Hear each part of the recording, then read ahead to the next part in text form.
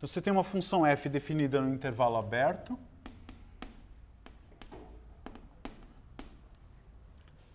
Chegando em R, derivável, tá? O que quer dizer que a função é derivável? Que em todos os pontos desse intervalo a derivada existe. Quer dizer que a derivada é uma função contínua? Não.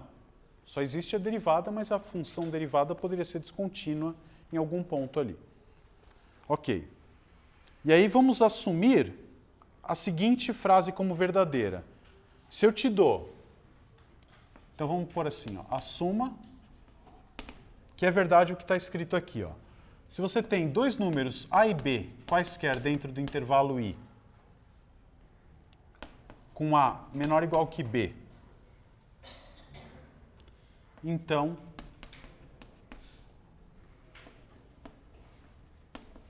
para todo Y entre f' de A e f' de B, existe x entre A e B,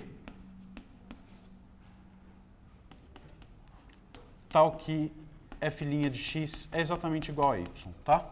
Então, vamos assumir essa frase aqui como verdadeira. É um teorema isso, tá? É demonstrável. Qual que é a... Você pode ter a seguinte reação, você fala, bom, mas por que você está escrevendo isso? Isso aí não é o teorema do valor intermediário? O que dizia o teorema do valor intermediário?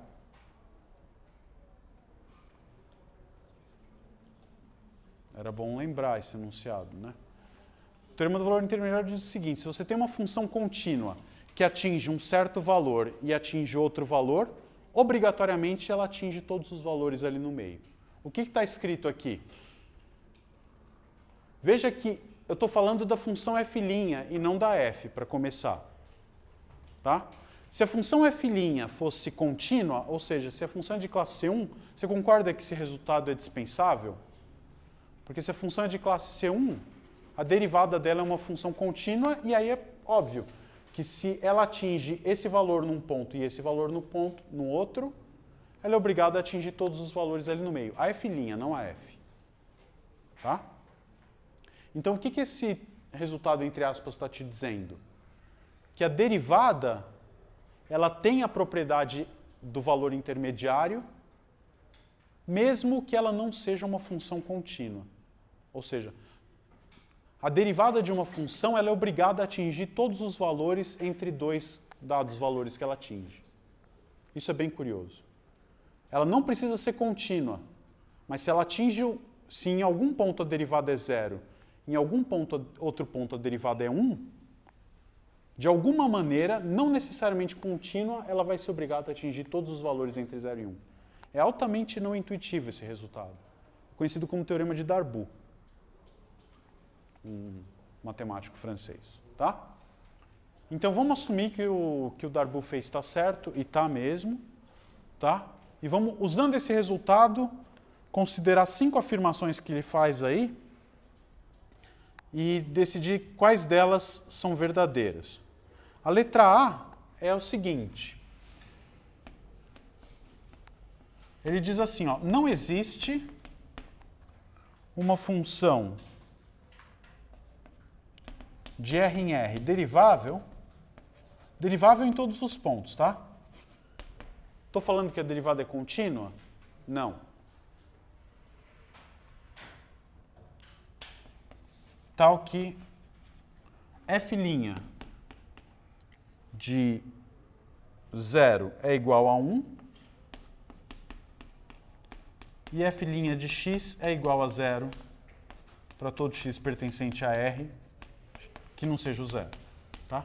Então a pergunta é, lendo de outra maneira, existe alguma função, olha como esse resultado é forte.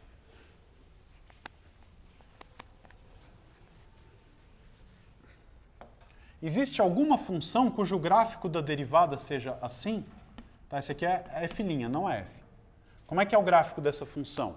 Ela é constante igual a 0 para todo x negativo. No 0 ela vale 1. e depois para x positiva ela continua, volta a valer zero. Existe alguma função cujo gráfico da derivada é esse? Uma função que seja derivável em todos os pontos? Leia essa frase e vê se é possível concluir essa afirmação. O que a frase está dizendo para a gente? Que se em algum ponto a derivada é zero e no outro ponto a derivada é 1, o que está me dizendo aqui? Que obrigatoriamente ela tem que assumir a derivada tem que assumir todos os valores entre 0 e 1 em algum ponto, não é isso? Tem algum ponto onde f' é igual a meio? Nesse ponto aqui a derivada vale 0. Nesse ponto aqui a derivada vale 1. Por esse teorema, se eu pegar y é igual a meio, teria que ter algum valor onde f' é igual a meio. Tem algum valor onde f' é igual a meio? Não. Então, quem é a função f cujo gráfico da derivada é esse aqui? Não existe. Não existe nenhuma função que, quando eu derivo, o gráfico da derivada é esse. Claro? Então, essa afirmação é verdadeira.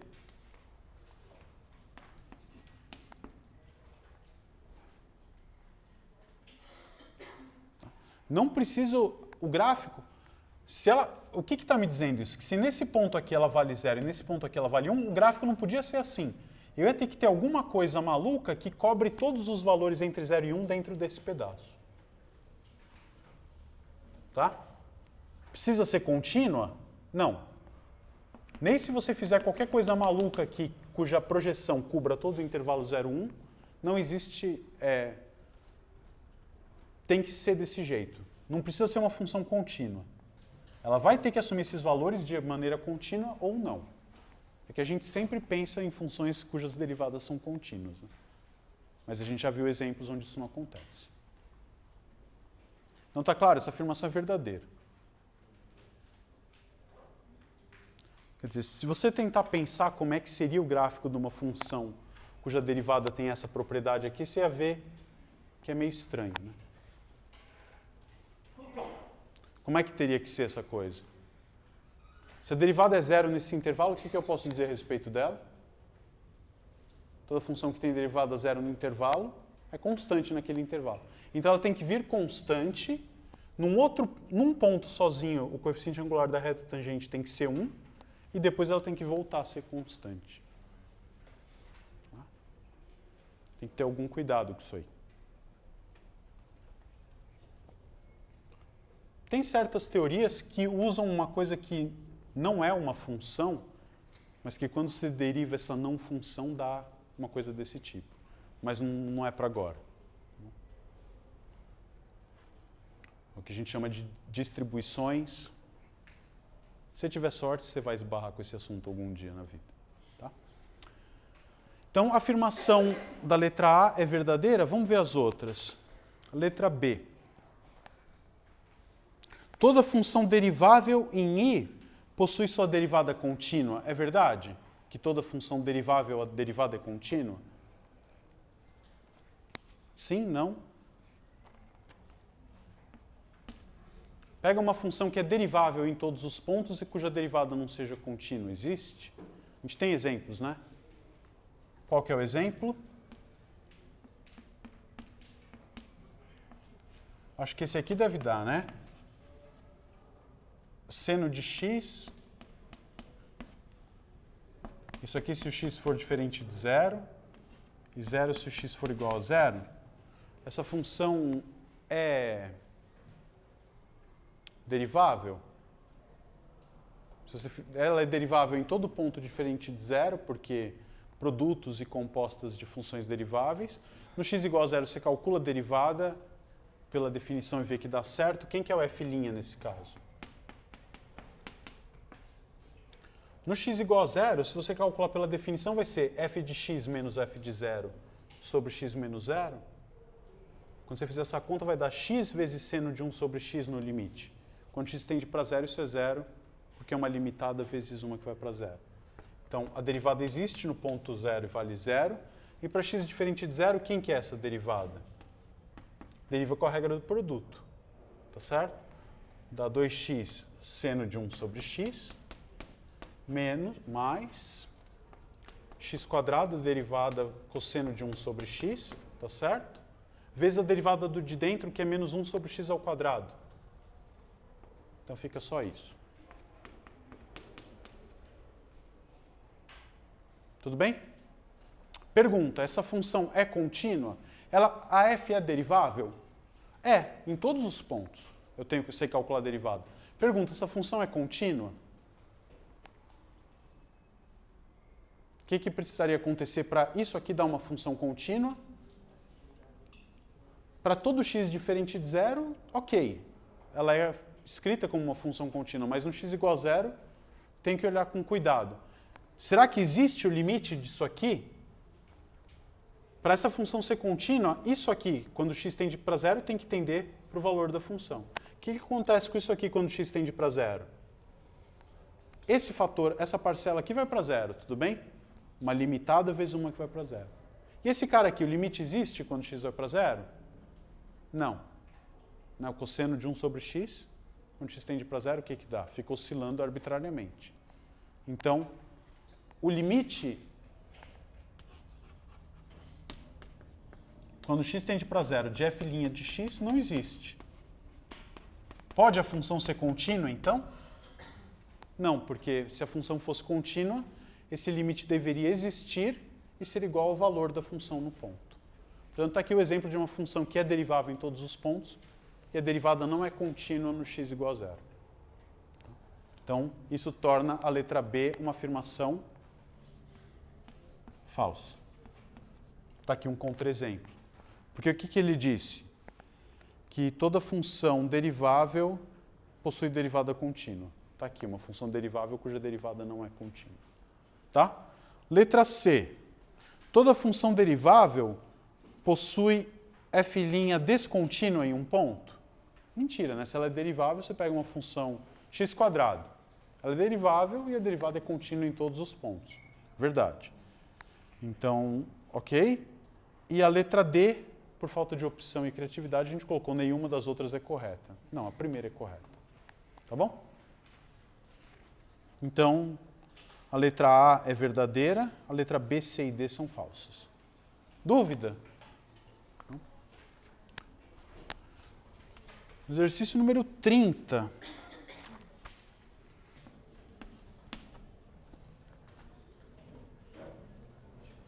Tá? É dada para a gente uma função f que é o quociente de dois polinômios, tá bem? Onde que ela está definida? Para todo valor de x, onde o q é diferente de zero, tá certo? Então, a gente já sabe alguma coisa ali, né? Olhando para o gráfico, porque ele te fornece o gráfico da função e ele tem uma carinha mais ou menos assim, né? Vou tentar repetir aqui. Tá, tem uma assíntota vertical aqui.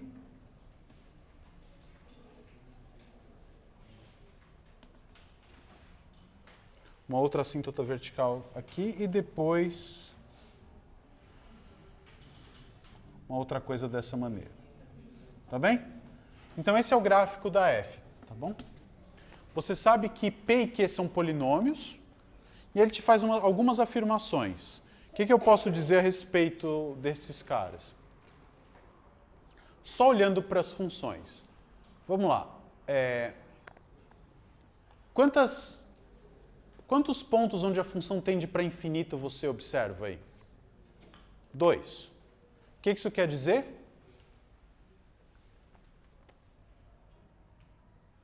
O que quer dizer que nesses 2 pontos a função tende para mais ou menos infinito?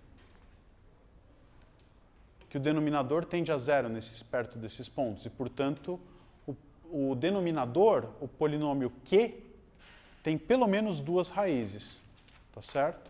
Então, o grau do polinômio q é maior ou igual que 2. Pergunta, ok.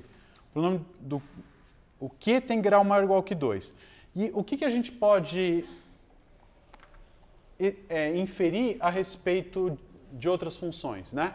Por exemplo, no zero, nenhum deles é raiz. Tá? O que mais que a gente consegue observar? Quando x tende para infinito, a sensação que o gráfico dá, e esses exercícios que tem um desenho a gente tem que fazer isso, é que você tem uma assíntota horizontal, né? Ou seja, o que quer dizer que isso aqui é uma assíntota horizontal? Que quando x tende para infinito, esse quociente se aproxima de um valor. O que a gente pode dizer? Quando que o quociente de dois polinômios tende para um número e não para zero nem para infinito? Um número diferente de zero, que é o caso aqui, né? Essa reta aqui não parece, mas no desenho da lista ele está bem para baixo.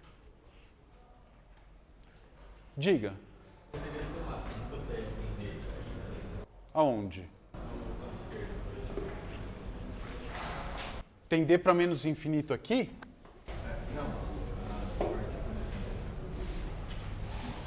Aqui, sim? Ele está tendendo para menos infinito aqui. Tá? Mas aqui ele tende para uma constante que é diferente de zero. O que isso quer dizer? Por exemplo, vamos pensar. O que aconteceria se o grau do numerador fosse maior que o do denominador? Se em cima, a gente sabe que o de baixo tem grau pelo menos 2. Então pensa que é um x à quinta sobre x ao cubo. O que acontece no infinito? Vai para mais infinito. Se embaixo tem um grau bem grande e em cima pequeno, embaixo é x ao cubo e em cima é x, tende para quanto? Tenderia para zero. Qual que é a única chance desse quociente tender para uma constante não nula? Os dois têm o mesmo grau. Então, o fato desses dois caras, a função tender para infinito, mostra que o grau do polinômio Q é pelo menos 2. E o fato delas terem assíntotas horizontais mostra que os dois têm o mesmo grau. Tá bom? Então, com certeza a gente pode dizer isso, que o grau do P e do Q é maior ou igual que 2 e ambos iguais entre si. Tá bem? A letra A. Se não tivesse as assíntotas horizontais. Se não tivesse as assíntotas horizontais, eu não poderia concluir muita coisa. Tá? Por exemplo, se você observasse que você tem uma assíntota que, se o gráfico se aproxima de uma reta, o que você poderia dizer? Se eu tenho dois polinômios que no infinito se aproximam de uma reta, é porque o quociente entre eles, quando eu faço a divisão de polinômios, deu um polinômio de grau 1. Então o grau do numerador é maior do que uma unidade a mais do que o do denominador. Tá? Então se aqui tem um grau maior do que 2, aqui vai ser 1 a mais do que esse, maior do que 2. Tá? Dá para concluir disso aqui que o grau é exatamente 2, o grau do polinômio Q? Não, né? Poderia ter algum outro ponto onde o Q de x desse 0, mas o P de x também desse 0 nesse mesmo ponto. E aí você fatora, cancela, a função está definida naquele ponto, igual a um certo número, e você não ia ter problema para fazer isso. Não ia ter nenhum cara tendendo para infinito de novo. Tá claro? Por que é maior do que 2 grau? Por que é maior do que 2 e não exatamente maior ou igual e não exatamente igual? Pelo menos 2 é porque nesses dois pontos a função tende para infinito. O que quer dizer que tende para infinito? Que como isso aqui é um polinômio, num certo valor, o numerador não pode tender para infinito. Então isso aqui, sendo um polinômio, é uma função contínua, então nesse ponto o numerador tende para um valor, que é o valor do polinômio. Como o gráfico inteiro tendeu para mais ou menos infinito, eu tenho certeza que esse cara aqui vai tender para zero, porque dá um número sobre zero. E mais ainda, ó, o fato dela tender para mais e menos infinito dos dois lados, me diz que esse cara é uma raiz de multiplicidade ímpar do polinômio Q. Tá bom? Porque se ela fosse de multiplicidade par, ela tenderia dos dois lados para mais infinito. Tá? Então, eu tenho uma raiz de multiplicidade ímpar do Q nesse ponto e do mesmo jeito aqui. Portanto, as duas têm pelo menos duas raízes. Então, o grau desse polinômio é pelo menos 2. Por que poderia ser maior do que 2? Poderia ter até que o zero fosse uma raiz do polinômio Q. Mas do jeito que está escrito aqui, a função está definida no zero? Tá. Então, se aqui tende para zero, aqui também teria que tender para zero e, portanto, se o zero fosse uma raiz desse polinômio, teria que ser desse também. Então, poderia ter mais raízes no P, mais raízes no Q Mas para cada raiz que você tem no Q, você também vai ter esse mesmo cara como uma raiz do numerador. Aí você fatora, cancela e você vê que a função está definida nesses pontos. Tá? Poderia ter mais raízes. Mas isso aqui me garante que eu tenho duas raízes que são raízes de Q e não de P. Então, eu tenho certeza que o grau do Q é maior, do de baixo é maior do que o do numerador. Mas como você tem assíntotas horizontais no infinito, eles têm que ser iguais. Maior ou igual, tá bom? Então, é isso. Olhando para as alternativas que tem aí, só te resta, como conclusão verdadeira, a alternativa A. Pergunta? Por que o grau 2? Quem, grau 2? Por que vai ser maior ou igual? Não, o igual a 2. Por que vai ser igual a 2? Era o que eu estava dizendo agora. Se você pegar esses dois pontos, a função quociente tende para infinito. Qual que é a chance de uma função quociente entre dois polinômios tender para infinito? O numerador dá algum número, não ser infinito, e não é, porque isso aqui é um polinômio. Um polinômio em cada ponto nunca vai dar infinito, né? Dá um número porque ela é uma função contínua. Então, em cima vai ser um número, embaixo tende para zero. Quantas vezes isso aconteceu? 2. Então, tem pelo menos 2 lugares diferentes onde Q de x é 0 e P de x não é. Então, Q tem pelo menos 2 raízes. Diga. Não dá. Ele não fala com certeza que tem essa assíntota. Não, mas aí a gente tem que inferir do desenho, nesse caso, tá? Eu não gosto muito de questões assim. Eu tenderia a colocar uma linha horizontal tracejada ali para deixar mais transparente isso, tá bom? Mas a gente vai trabalhar com o fato de que são assíntotas horizontais ali, senão não dá para concluir nada, tá bem? Dúvida a mais no 24º? Não? Vamos em frente. Então, quem que é o próximo? 30. Esse era o 30, então já foi. Dúvida no 30º? Não. 34, vamos fazer o 34.